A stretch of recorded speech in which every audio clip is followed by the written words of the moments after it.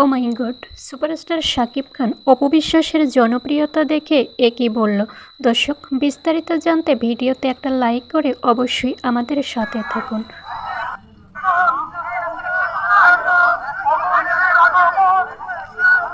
গতকাল মানিকগঞ্জে একটি রেস্টুরেন্ট ওপেনিংয়ে যান ঢালিউড কুইন অপু বিশ্বাস। সেখানে অপু বিশ্বাসকে দেখার জন্য লক্ষ লক্ষ জনতা হাজির হন। আর এটা দেখার পরে শাকিব খান বলেন যে অপু বিশ্বাস আজকাল আমার চেয়েও অনেক বেশি জনপ্রিয় হয়ে গেছে।